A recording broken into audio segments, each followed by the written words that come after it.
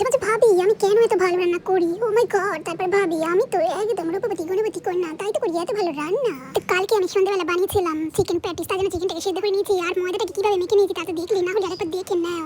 এবারে কুচি কুচি করে পেঁয়াজ কেটে সেটা তেলের মধ্যে দিয়ে নাড়াচাড়া করে পেঁয়াজ বাটা, রসুন, কাঁচা লঙ্কা, আদা একসাথে বাটা দিয়ে ভালো করে কষানোর পরে দিয়ে দিয়েছি ঝুড়ি করা চিকেনটা। সেটা কিভাবে করেছি তো দেখে নিলে। তারপরে ভাজা মশলা, গরম মশলা, চাট মশলা, টমেটো ভালো করে পুরটাকে একদম টেস্টি করে বানিয়ে নিয়েছি। এবারে খুব তাড়াতাড়ি করে 4টে প্যাটিস বানিয়ে নিয়েছি, কারণ আমার ছেলের গানের ম্যাম এসেছিল গান শেখাতে, তো তাকে দিয়েছি টিফিনে এটা আমি। তারপর হলো আসল খেলা, সেই প্যাটিসের লেয়ারগুলো বানানোর জন্য গোল গোল করে রুটি বেলে নিয়েছি। তারপরে প্রত্যেকটা রুটির উপরে একটা ব্যাটার লাগিয়ে নিয়েছি। যে ব্যাটারটা বানিয়েছিলাম বেসন নয় বাটার আর হচ্ছে কর্নফ্লাওয়ার দিয়ে। কিন্তু শীতকালে কেউ বাটার দেবে না, তাহলে শক্ত হয়ে যাবে। দেখতে পেয়েছো কেমনভাবে আমি লাগাচ্ছিলাম।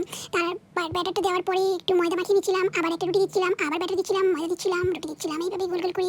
তারপরে আবার কিভাবে ভাজটা দিয়ে কিভাবে কি করলাম দেখতে পেলে। তো এত টেস্টি হয়েছিল, সবাই খেয়ে ভীষণ প্রশংসা করেছে।